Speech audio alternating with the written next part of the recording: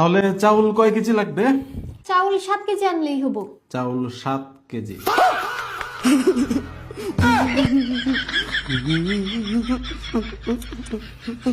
চাউল 7 কেজি আনার টাকা নেই আমার কাছে, বুঝছো? চাউল 5 কেজি আনি আপাতত। হ্যাঁ ঠিক আছে, 5 কেজি। 1 2 3 4 5 5 কেজি চাউল আনবো। 5 কেজি। না 5 কেজি। 7 কেজি চালই লাগবে। আমি তোমাকে 700 টাকা এক্সট্রা দিতেছি, তুমি চাউল 7 কেজি আনো। মেহমান কয়জন আসবে বাসায়? এই তো সবাই মিলে 7 জন। তার মানে আমরা 2 জন বাদে 5 জন, তাই না?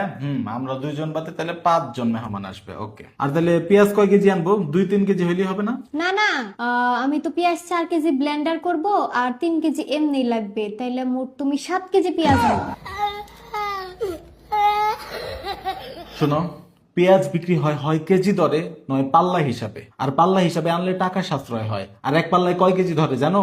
5 কেজি। 5 কেজি। তাই পেঁয়াজ আমি এক পাল্লাই আনবো, মানে 5 কেজি। আচ্ছা শোনো, অনেক গরম পড়ছে, আসার সময় একটা 7 আপ নিয়ে এসো। मैं गाली नहीं दे सकता। नहीं गाली नहीं देना। फैमिली फैमिली देखती है, वरना मैं ऐसे ऐसे गाली। 7 আপ আনার টাকা নেই আমার কাছে। 7 আপ আমি আনতে পারবো না। 7 আপ আনা আমার পক্ষে সম্ভব না। সমস্যা নাই, আমি তোমাকে 700 টাকা এক্সট্রা দিতেছি, তুমি একটা 7 আপ আইনো।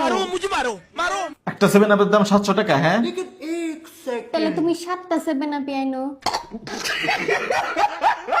শোনো, পাগলের মতো কথা বইলো না। আর মুদির দোকানের টাকা আজকে পরিশোধ করতে হবে। দেখা বলো মুদির দোকান কত টাকা পায়?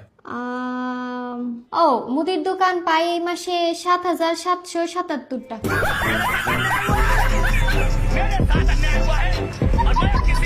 বাজারে যাবো না আজকে।